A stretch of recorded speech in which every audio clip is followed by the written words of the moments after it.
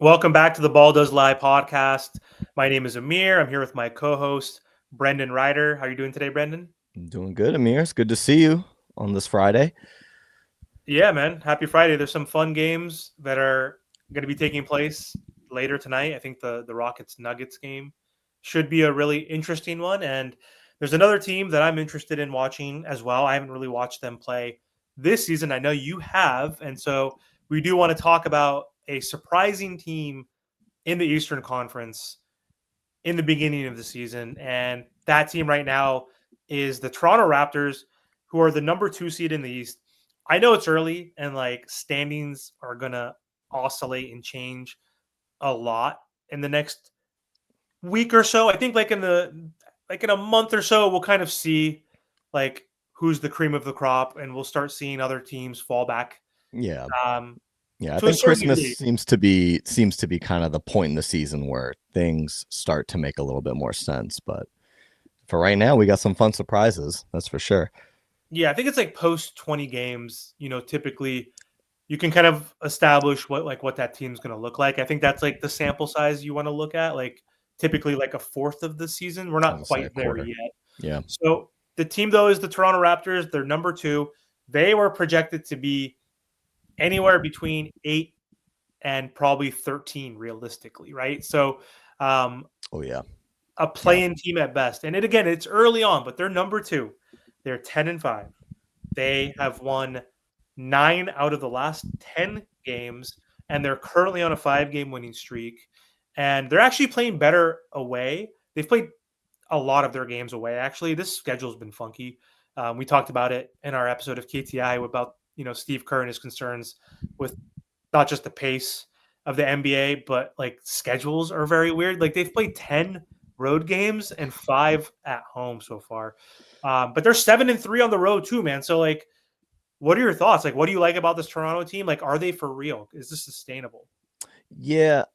I don't know how sustainable it is. But I will say over their last 10, they've had a pretty decent crop of competition they've been playing as well. They played Milwaukee, Atlanta, Philadelphia, Cleveland, Philadelphia twice, and those are all really solid teams. I expect all those teams to be playoff teams.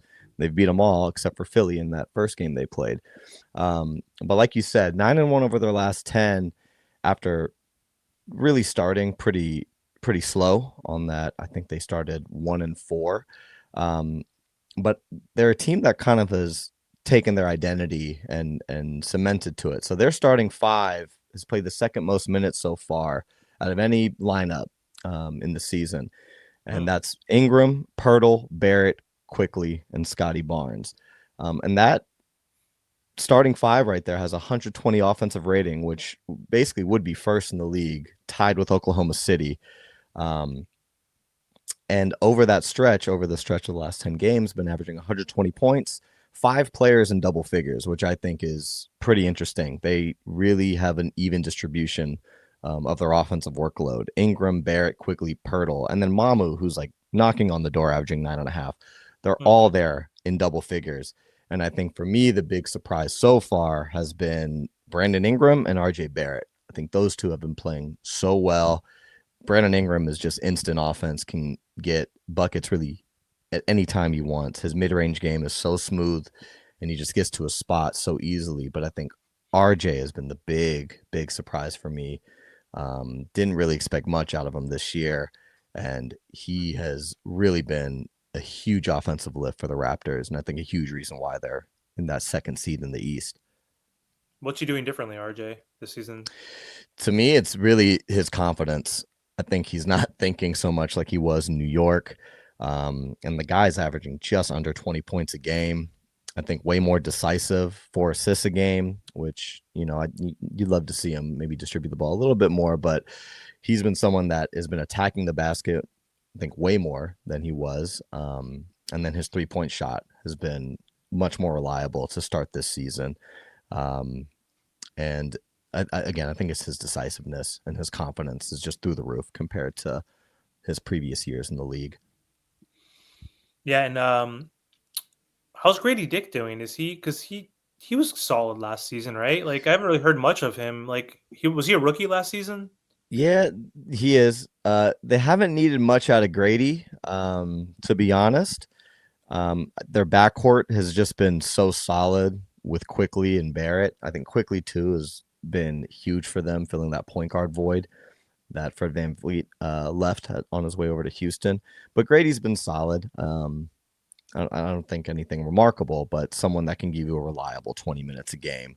Um, Someone that'll at least play some pretty solid defense on the perimeter, and a guy that can move the offense along. But again, that backcourt of Quickly and Barrett has been extremely fun to watch. And then Scotty's been playing like an all-star, but Ingram has been so good, and so reliable for them. A lot of their action, they're coming off of these little pin downs that he's catching about 12 to 15 feet from the bucket, and it's one dribble and it's a decisive, easy shot that he's just been cash on. And it's been fun to watch. It has been.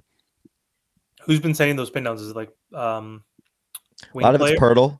You have Purtle Pirtle too? coming down. Mamu's been great. I honestly love watching Mamu play. He's been a great screen setter in their offense as well. It's But very important. it is. Definitely important. Definitely underappreciated skill. Oh, for sure. But so again, you don't think it's fully sustainable. Where do you think they'll fall in the pecking order? Like eventually, like do you see them now like as a lock to be in a play-in, like seventh and eighth seed, not like obviously fighting to get in via ninth and tenth, because obviously seventh and eighth still has to earn their spot. But Yeah, I think they're still definitely going to be a playoff team. I think they can sneak into that kind of 5 to 7 range. They may still need to kind of be worried about that plan. But that East is just so unknown. I think the Magic slow start has been kind of a blessing for them. The Knicks are still figuring things out. Um, and looking at the standings, you know, I I I can't imagine them falling behind the Celtics pre Tatum getting back. I can't imagine them falling behind the Hornets, the Nets, the Pacers, or the Wizards. So they're for sure going to be in playoff contention, and I think they could be in that 5 to 8 range, honestly, if they continue playing like this. that's a big if. But to counter that, because you did mention some of the games they've played against some teams, and they've had some solid wins. Yes, you said they beat the Bucks, right? They beat the Bucks 128 to 100 recently. But like there's no one really on the Bucks. Like yes, they still have Giannis, but like that doesn't shock me that they were able to win a game. They beat the Hawks, but like was Trey Young healthy in all those games? I don't know. Like, and they're a young team and they're better than they were last year, but it's like it's still the Hawks. Like I'm looking at their victories. They've also lost to the Mavs, which is bad, but like they've beaten the Grizzlies, they've beaten the Cavs twice, which I think are more of the impressive victories, but they've beaten the Nets, the Pacers, the Hornets. Like they've played a lot of bad teams. Like the Miami Heat, as we all know, and we'll mention this probably too many times in future episodes. I'm a Heat fan. We haven't even played any of those teams basically, which is like I'm excited because we haven't played the Nets. We played the Hornets once. We haven't played the Pacers. We haven't played the Nets. We haven't played the Wizards. Really, we haven't played any of these bottom feeder teams. So I don't see any like big time signature wins outside of the Cavs ones. Really, like I still think the 76ers aren't that great. Like they're definitely playing better now, but again, it's early in the season. So that's one counter. The other thing too, though, is they're winning right now with being a bad rebounding team. They're 23rd in rebounding right now. That's not going to be sustainable.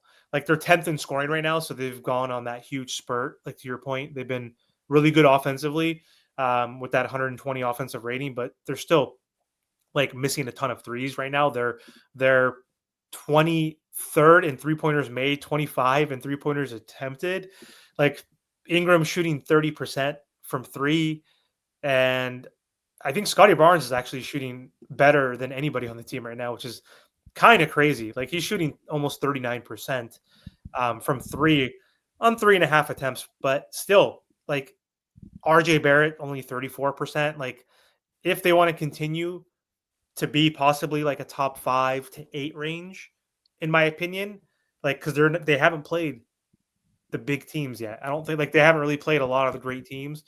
They need to shoot better and rebound better. I mean, every team needs to do that theoretically to actually win games. But that's my counter though, is like I don't think they're gonna be able to sustain this streak when they play the upper echelon teams. They haven't played the Nuggets. They haven't played the Thunder. They haven't played the Lakers. They haven't played, like I wouldn't the be too Miami worried Heat. about who they got to play in the West.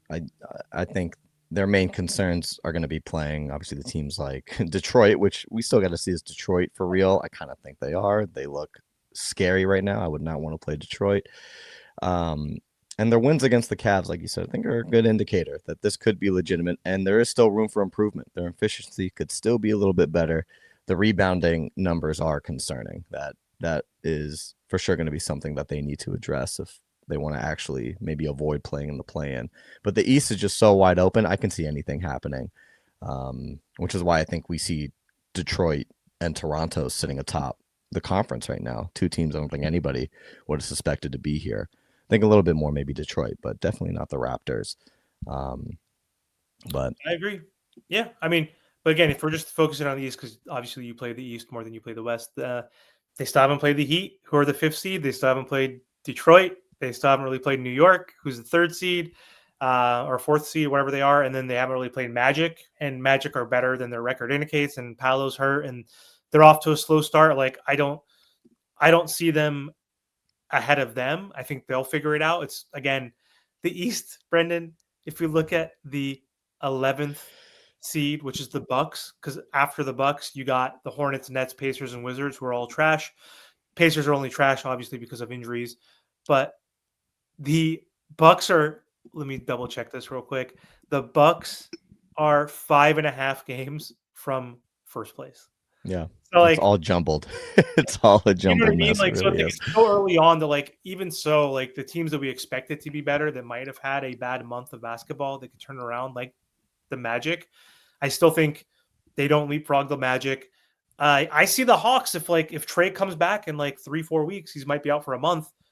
Like if Jalen Johnson's really carrying this team, keeps them afloat. I mean, I think they leapfrog them as well when Trey comes back. I think they're a little bit better because you have good defensive players on that team and the 3-point shooting. You have Dyson Daniels, you have Nikhil Alexander they added. So like I think they will figure it out and Raptors will fall behind them.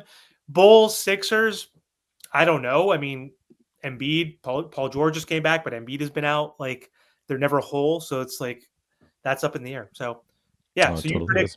you say 5 to 8. I'm gonna say realistically 8 to 11. So I think that's their realistic way they'll finish is anywhere between 8 and 11. If they're playing the way they do now, if they're still playing the way they are now, then I think 7. I think 7 is the highest I'll give them, honestly. Yeah, we'll see. I mean, a lot of this will ride on Ingram. Can he continue playing this way? I don't know. He's surprising me for sure. I thought he was more of an empty calorie guy, but he's been a huge reason for their record so far this season. So, but okay, I Mini, got it. 8 to 11. We'll see. We'll we'll see. see. Mini K, he's the broke KD, obviously. But also something surprising before I close, he's played all 15 games. He When the has.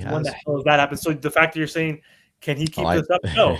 The answer is I'll bet you $1,000 because he's gonna every single year. He's also some guy that misses anywhere from 10 to 30 games, right? Average it yeah. out, missing 20 games a year. I bet if I look it up, he is always missing double digit games. I'm Yeah. assuming. The So the that's six also to ten Pelican fans for sure are waiting for that shoe to drop and Ingram to start missing some games. That's true. well, he played 18 games a year before 64, 45, 55, 61, 62, 52, 59. He played 79 his rookie year. That was the only time he played any more than 70 games. He damn near played the whole season. So, yep, you're going to miss Brandon Ingram for at least, I would say, at minimum 15 games this season. And that's going to be huge for them because they're already having trouble shooting threes. So I think Yeah. that's going to be tough losing their number one scorer. But anyway, that's all we have for this episode of the Ball Does Lie podcast. If you guys are enjoying this new podcast, just let us know in the comments what kind of topics you want us to cover. And also don't forget to like, comment, share, and subscribe to the channel.